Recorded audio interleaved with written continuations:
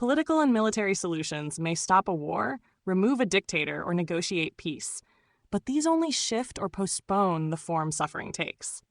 After the battle ends, new forms of distress emerge: economic hardship, trauma, disease, or even new conflicts. Countries will fight wars for one reason or another, often with the belief that it will reduce current suffering or prevent future harm.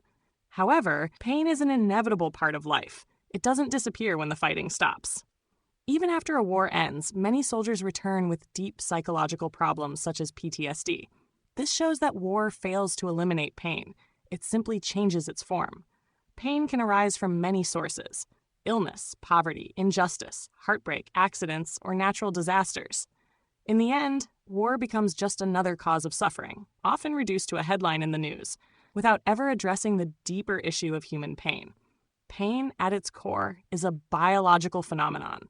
Nerve endings known as nociceptors get activated, and chemical signals flood the nervous system. You could frame this as an issue of science or philosophy.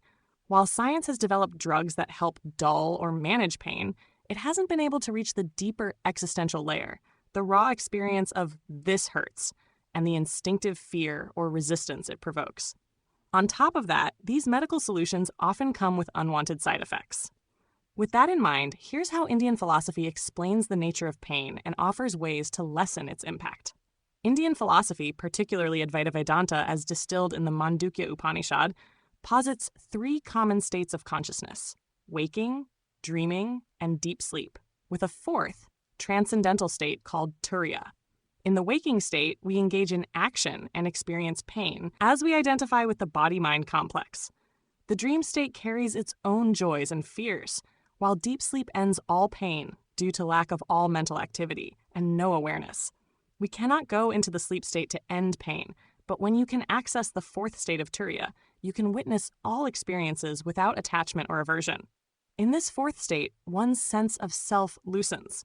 You realize, I am not merely this body, not merely these sensations. And this is where pain begins to reduce or even end. Hence, pain, as seen in the light of the 4th state of turiya, is just another passing wave in the ocean of consciousness. Those who have devoted decades to Vedantic sadhana, such as Shankaracharya or modern teachers like Swami Muktananda, report that while they still feel physical pain, it no longer disturbs their inner peace. They face illness or injury with calm clarity, their awareness resting as the silent witness.